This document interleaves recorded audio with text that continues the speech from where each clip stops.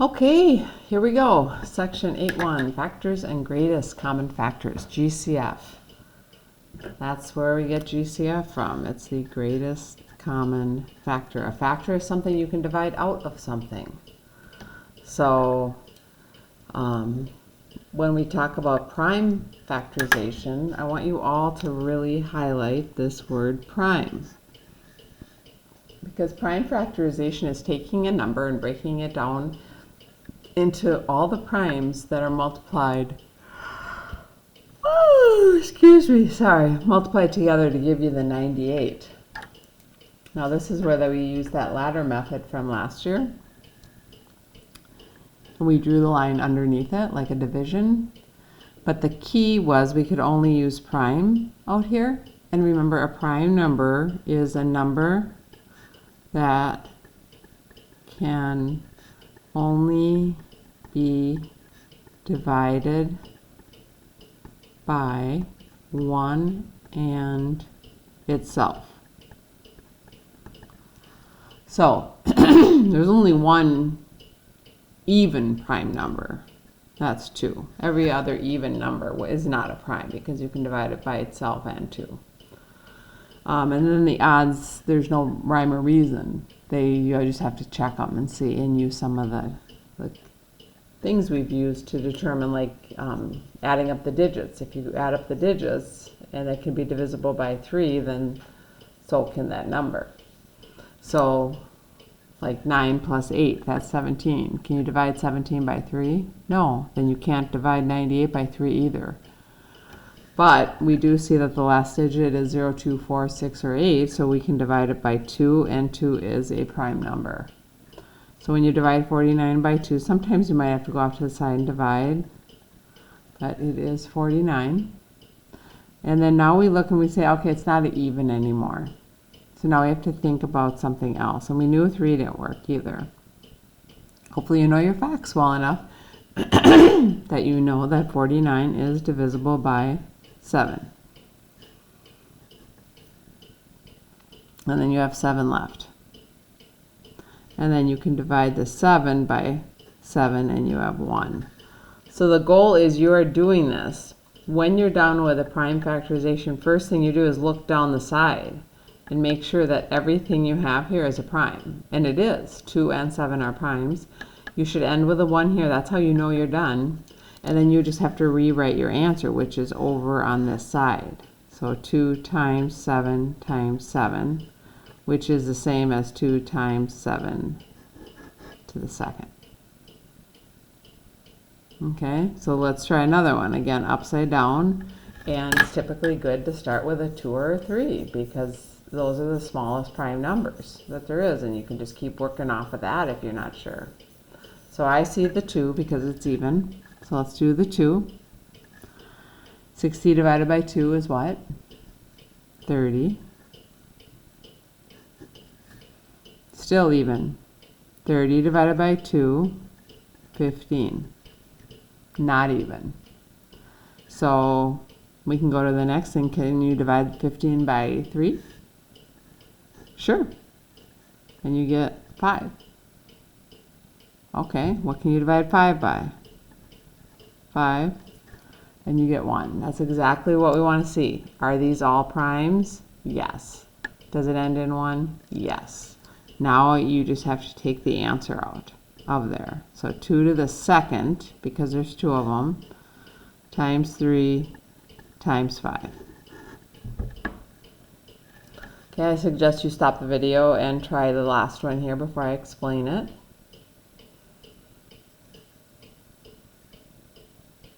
Okay, so it's even, so I'm going to start with a 2. 40 divided by 2 is 20. Still even. Divide by 2. Still even. Divide by 2. And it's not even, and the only number you can divide out of 5 is itself. 5 is a prime.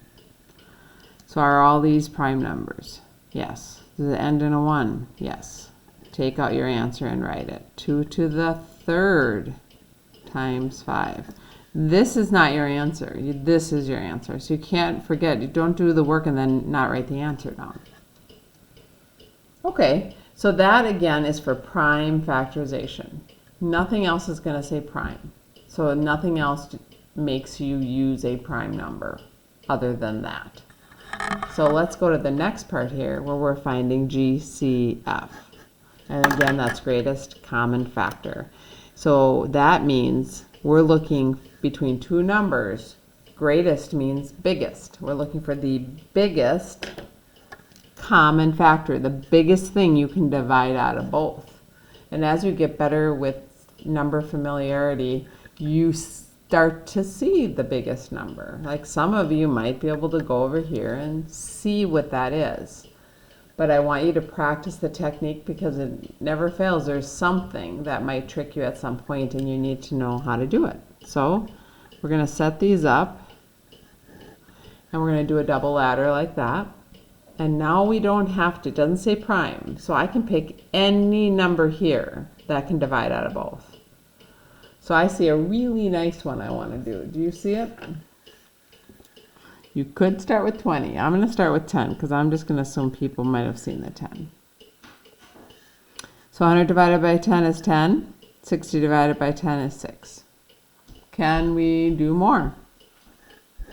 Yes, 10 and 6. We can divide that by 2.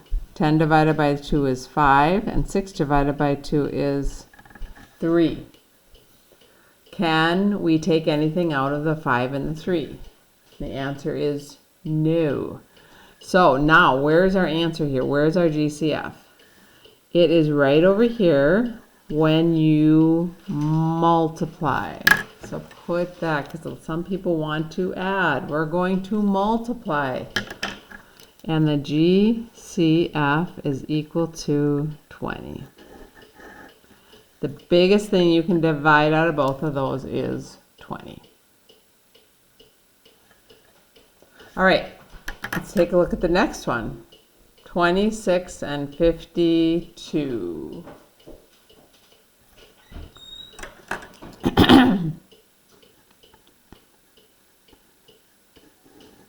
Okay, they're both even. Yep. So we could do a 2 for sure. Is there anything bigger you can think of? Well, okay, maybe not. So that's fine. We'll do 2. 26 divided by 2 is 13. And 52 divided by 2 is 26. Now, you might look at this and say, oh, we're done. Well, don't be so hasty because 13 is a prime number. So there's nothing I can take out of 13 except 13. So at least check. Can you take a 13 out of 26? Yes, you can. So we're going to take the 13, that is a prime number, out. 13 divided by 13 is 1, and 26 divided by 13 is 2. So again, where's my answer? Because there's nothing else we can take out here except 1. We're going to multiply. And what's 2 times 13? The GCF equals 26. Good.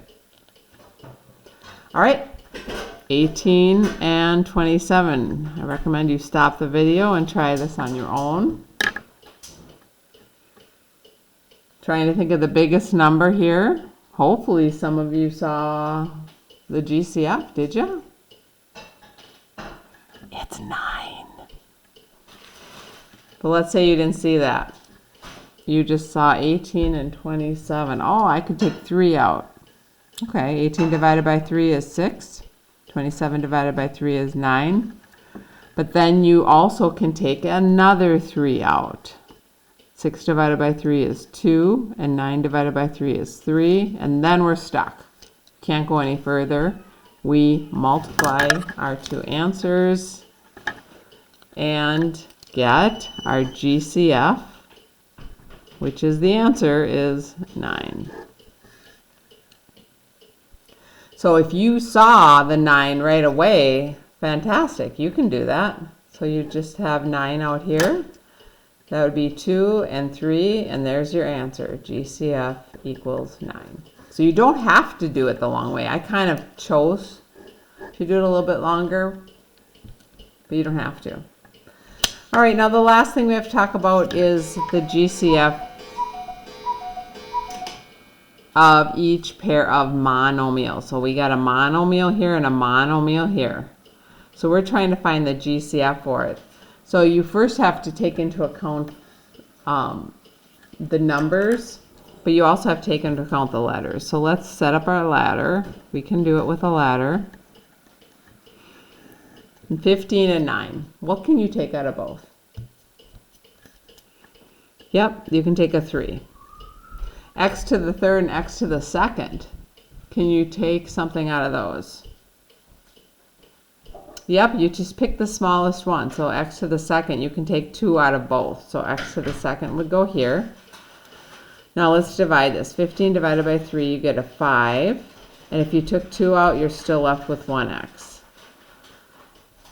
9 divided by 3 is 3, and if you took the whole x squared out, it's gone. We have nothing left.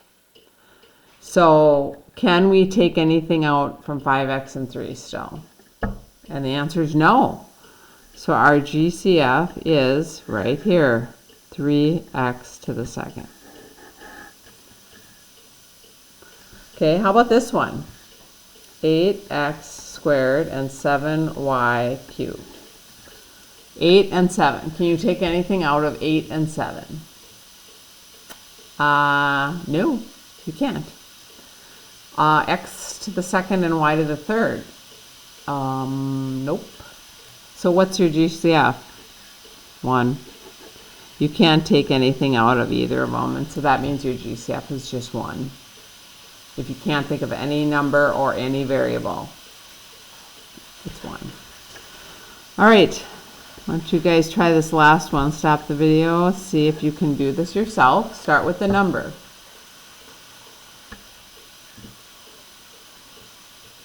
Okay, so 3 and 6. What can you take out of those? A 3. So if I divide that by 3, I get a 1. Divide that by 3, I get a 2. Let's look at the x's. X to the second and x to the third.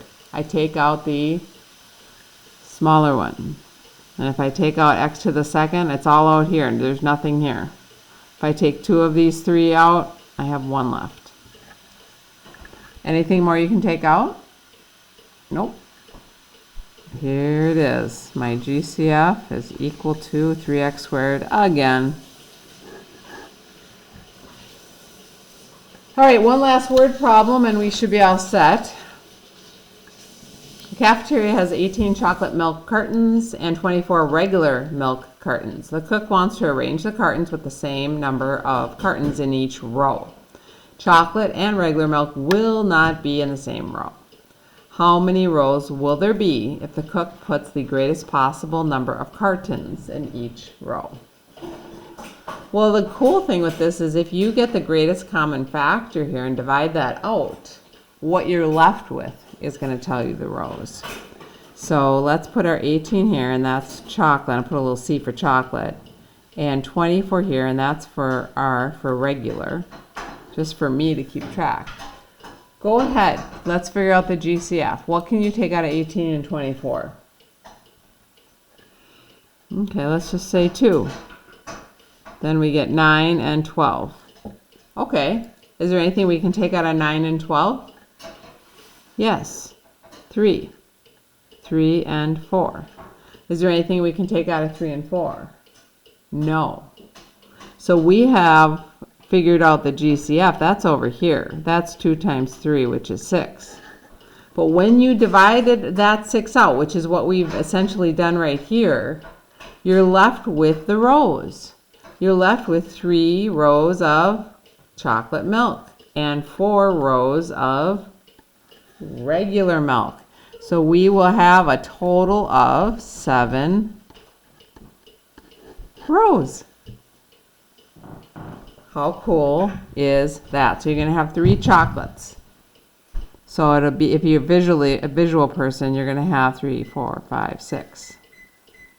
6 of them in each row, and there's going to be 3 rows. 1, 2, 3, 4, 5, 6. 1, 2, 3, 4, 5. Then we're going to have regular, and there's 4 rows of those. 1, 2, 3, 4, 5, 6. 1, 2, 3, 4, 5, 6, 1, 2, 3, 6, 1, 2, 3, 4, 5, and 6. Okay, so there's 7 rows. None of them are mixed up, and we have 3 chocolates, and we have 4 regulars, and the GCF 1, 2, 3, 4, 5, 6 tells you how many columns are in each one. So in general, I know that looks like I just wanted you to visualize what's happening, but in general what we did is we did the GCF, and then what we were left with, notice all we had to do was add those together to get our answer. Because I think it asks how many rows. Yeah, that's what we needed to know. How many rows will there be? So, all right, I hope that helps. Have a great day.